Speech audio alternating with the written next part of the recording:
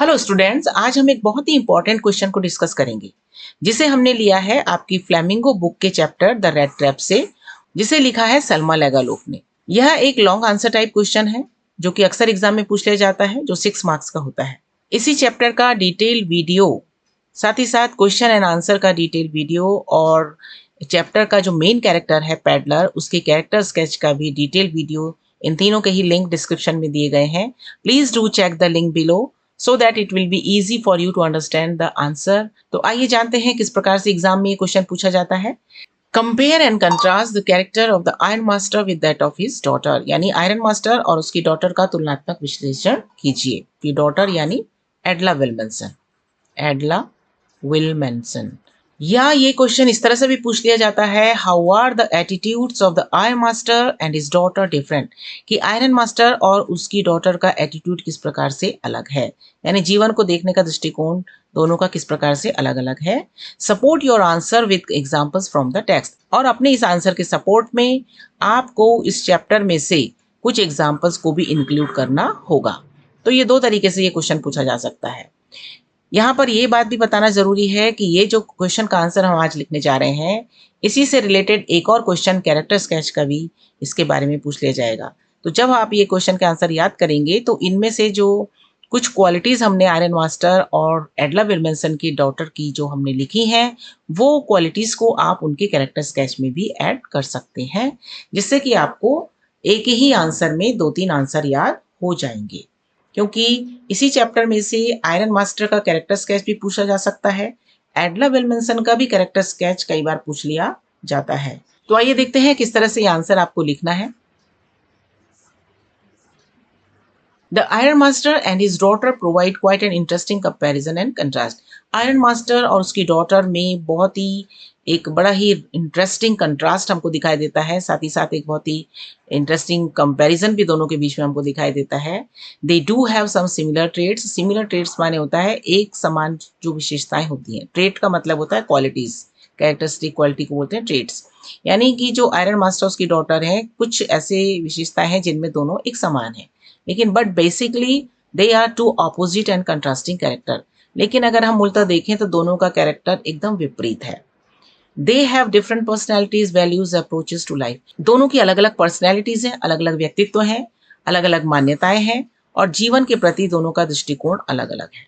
The Iron Master mistook the peddler to be an old comrade from his regiment. He invited him to his manor house. He sent his daughter Adla to persuade him। कौन सी एक विशेषता है जिस पर कि iron master और उसकी daughter एक समान हमको दिखाई देते हैं। सबसे पहले हम देखते हैं कि जो आयरन मास्टर होता है, जब वो पैडलर से मिलता है तो उसको एक गलतफहमी हो जाती है पैडलर को लेकर के, और वो उसको अपनी रेजिमेंट का एक ओल्ड कॉमरेड समझ लेता है, यानी एक सिपाही समझ लेता है अपने पुराने रेजिमेंट का। He invited him to his manor house, और फिर उसको अपना एक पुराना ओल्ड फ्रेंड समझते हुए वो उसको अपने मैनर हाउस में इन्वाइट करता है। मैनर हाउस माने होता है लार्ज बिग हाउस को कहते हैं मैनर हाउस।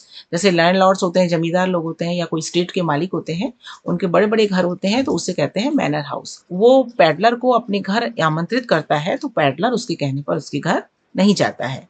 लेकिन जो उसकी डॉटर है एडला को फिर वो भेजता है कि वो परसुएट करे, यानी कि ही परसुएट मीन्स होता है to convince somebody to do something, किसी व्यक्ति को किसी चीज के लिए मनाना, राजी कर लेना कि वो जाए और पैडलर को घर में बुला करके लेके आए।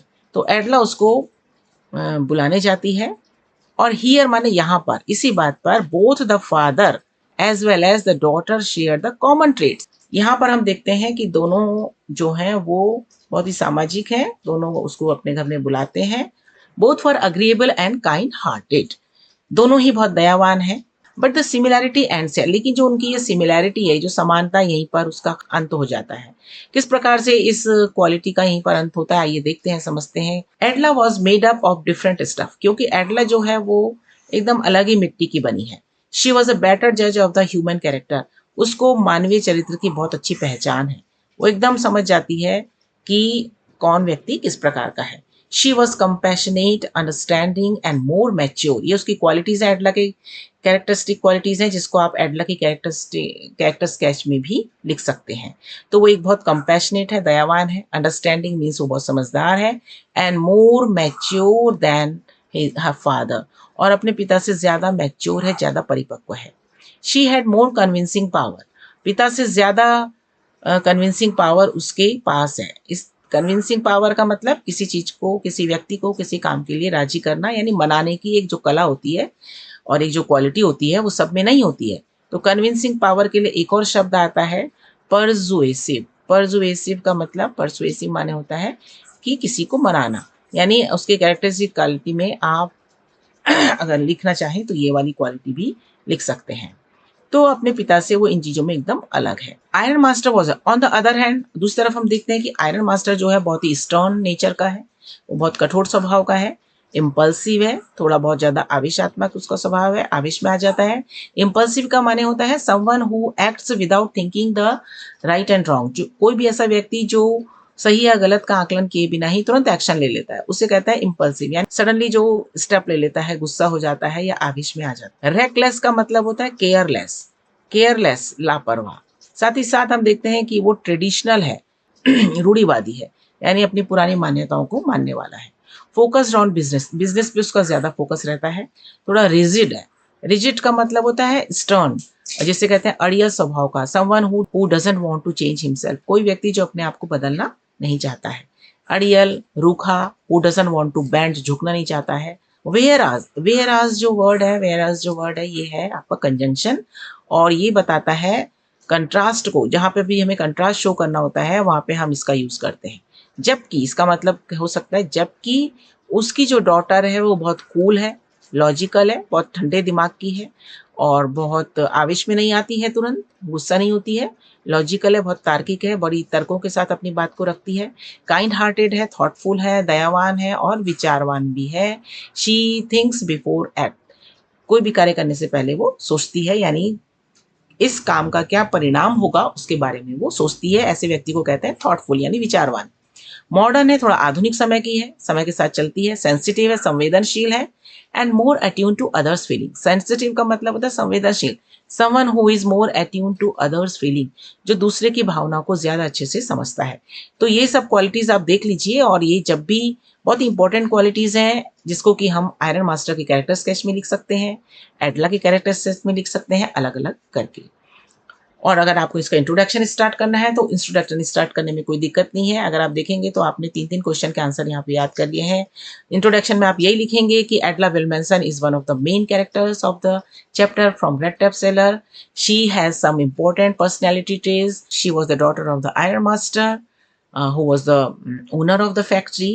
She possessed many qualities from head to heart. ऐसा लिखने के बाद, इंट्रोडक्शन के बाद आप ये सारी क्वालिटीज को मेंशन करिए, और हर क्वालिटी से रिलेटेड कोई ना कोई एग्जाम्पल चैप्टर का इंक्लूड करके आप अगर इसमें डालते हैं तो उसका कैरेक्टर स्केच कंप्लीट हो जाता है। इसी तरह से आप आयरन मास्टर का कैरेक्टर स्केच भी लिख सकते हैं कि iron master is one of the main characters of the chapter red trap.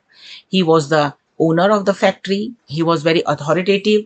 और जितने भी क्वालिटीज आप आयरन मास्टर के यहाँ पे दिखाई देती है उनसे रिलेटेड कोई ना कोई एग्जाम्पल चैप्टर में से लिखकर इंक्लूड करके आप उसको लिख सकते हैं।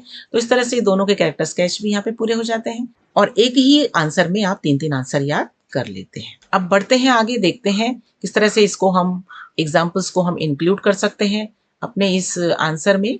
एग्जाम्पल ऑफ डिफरेंस, यानी कैसे हम कह सकते हैं कि दोनों थोड़ा भिन्न, किन किन बातों में दोनों एक दूसरे से अलग हैं। The iron master mistakes a stranger for an old comrade.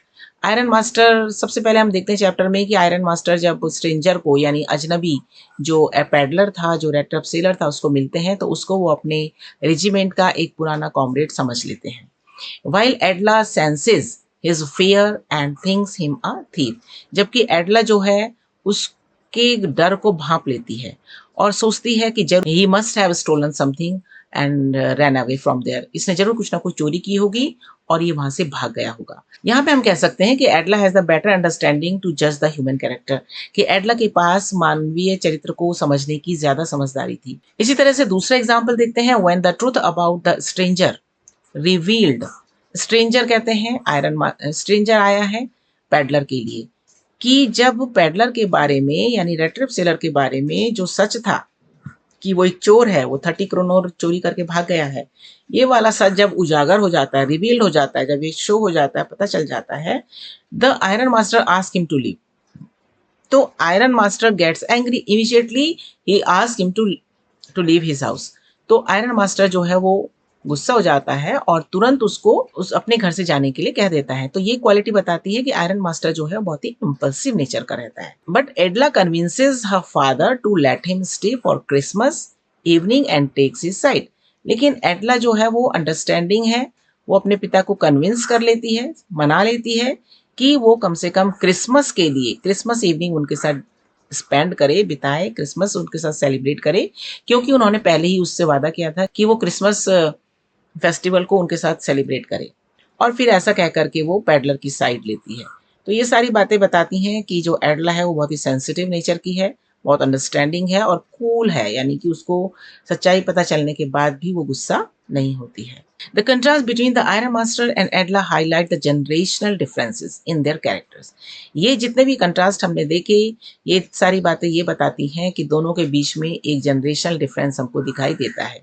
Generational माने होता है पीढ़ी का जो डिफरेंस होता है, जो पुरानी पीढ़ी और नई पीढ़ी की सोच एक दूसरे से कई मायनों में अलग होती है। Here ends the answer. I hope आपको आंसर समझ में आया होगा। Thank you for staying till the end. Thank you for staying till the end.